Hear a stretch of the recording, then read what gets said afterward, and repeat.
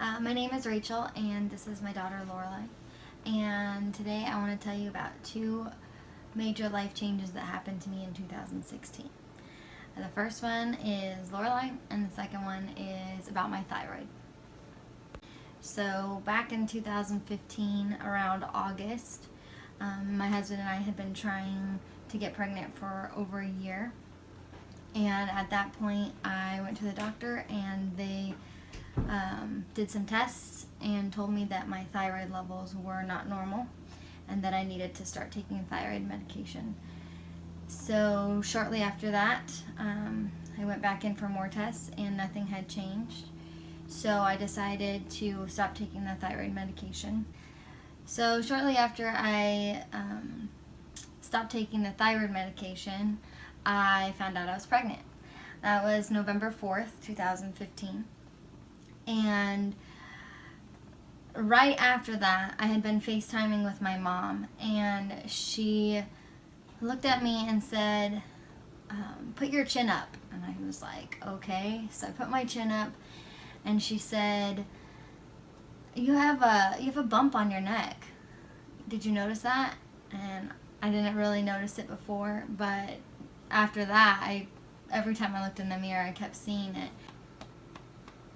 The day that my mom asked me about my bump on my throat, she didn't know I was pregnant yet. She wouldn't find out for a couple more months. And I told her at Christmas time, and then had my thyroid tested in January, and the blood work came back normal, and so I didn't think anything of it. But my students also noticed. They would say, Miss Dunn, you have a bump on your neck. And so that kind of raised a red flag for me, because even they noticed. So when I got sick in April, my husband told me, while you're there at the doctor, ask them about your thyroid again, and tell them that you think there's more than what they've been testing. So I did, and they sent me to get an ultrasound.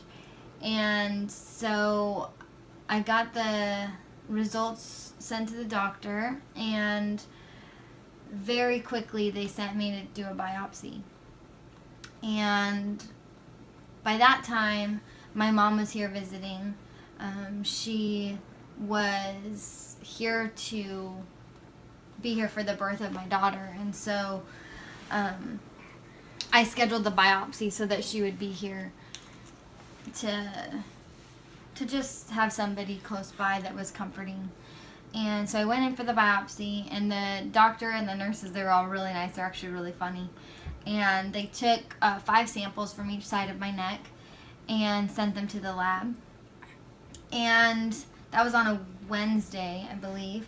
And on a Friday, I got the call that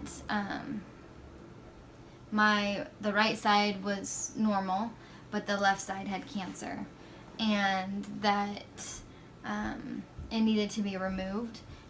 And because the mass was so big, that it needed to be my entire thyroid. So after the phone call, mind you, I was alone when I got this phone call, and I held it together pretty well. As soon as I hung up, though, I completely fell apart. The C word is pretty scary, and I called my husband right away, and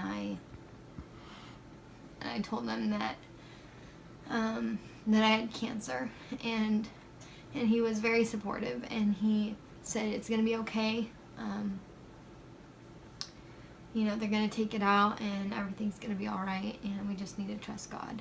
And it was still really, really hard to hear, especially when I was about to deliver. So after I found out, it was kind of a waiting game, and I did a lot of research. And I found out that a lot of women who are pregnant find out that they have thyroid cancer. Even if they had thyroid cancer before and they didn't notice, they find out when they're pregnant, because the pregnancy kind of helps it along. I met with my surgeon, and my surgeon told me that it's a slow growing cancer, and that I could wait quite a while after I had Lorelai to have the thyroidectomy because the cancer was so slow, which I was so grateful for because I wanted to be able to spend time with my daughter and bond with her after we came home from the hospital. So July 12th is when she was born, and it was a long process. I got induced twice, and so it was just, that's a completely different story. But basically, after the first induction and she didn't come, they sent me home, and we walked everywhere, and she still didn't come. And so the following week, went into the hospital, and after about 40 something hours of labor, she finally arrived, and she's beautiful pink all over. And so I had that time when I got home. I had,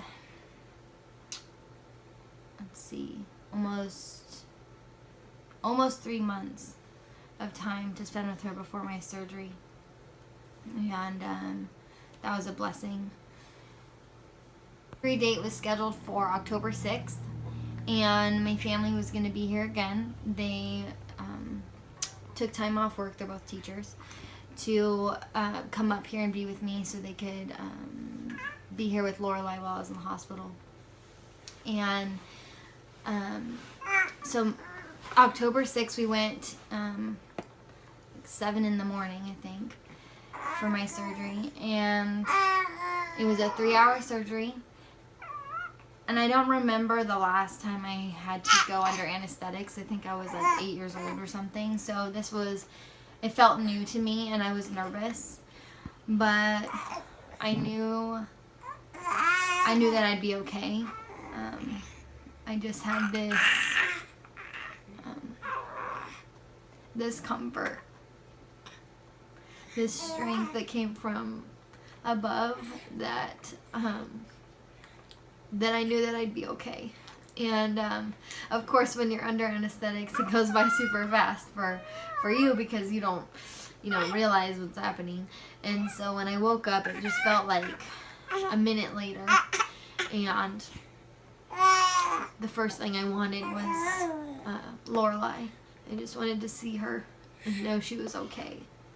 And she was. She was totally fine. So then began my recovery process, and I knew it was going to take a while to feel normal again. I didn't start taking thyroid medication until about maybe 2 weeks after I had the surgery. And I came home, I had this like wrap around my neck, and the entire time I was just like making jokes. So I compared myself to Katniss Everdeen when she has the little thing on her neck from PETA, and I just felt like the only way that I could deal with things was just through laughter. And so even though it was scary, I just kept laughing about everything. And I couldn't talk very well. My throat was kind of raspy, and the surgery was really close to my vocal cords, and so my voice was still recovering, and I couldn't lift her for about a week, and I couldn't really look down either. And so that was really tough because I just wanted to hold her and snuggle her and just be with her, and I couldn't do things the way I had been doing them before, and so that was really difficult. But things slowly got better, and I was carrying her no problem, and we still did normal things. We went to the pumpkin patch, and we went to Fairy Tale Town, and slowly things just got better. My stitches got taken out, and I've just been putting scar cream on it, and it's been healing. It's been about 2 months. About 2 months since my surgery, and things are a lot better. Some things are still really hard though. My voice is really difficult. I can't raise my voice very loud, and that's been a struggle for me because I've been in a classroom with a bunch of 8th graders, so trying to get their attention has been really difficult. And I can't sing, which seems like it wouldn't be a big deal, but you don't realize how much you sing and use your voice in that way until you can't use it. And so when I'm trying to sing different things to Lorelai, or just, things pop in my head and I'm trying to sing, I can't go up very high in like pitch, I guess, or range, and so that becomes difficult and frustrating. I just went to the doctor recently and found out that my doctor wants me to go to speech therapy for my voice, and he still thinks it's going to get better on its own, but the speech therapist will be able to help strengthen my vocal cords. And I also had 2 steroid injections put into my neck to help the healing. On either side of the scar, there's like extra scar tissue, and that was really painful. It hurt a lot more than I anticipated, and that's the most recent update. But both of us are happy, and we're healthy, and still just praying and thanking God for the blessings that He has provided for us. And I'm just so thankful for all of the prayer warriors that I've had,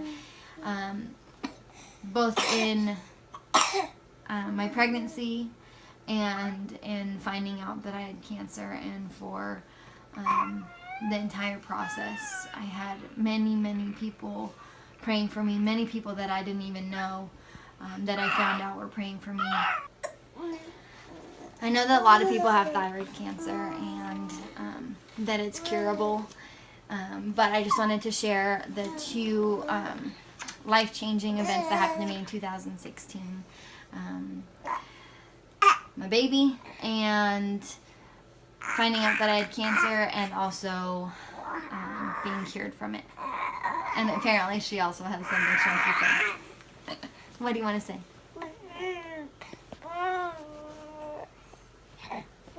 What?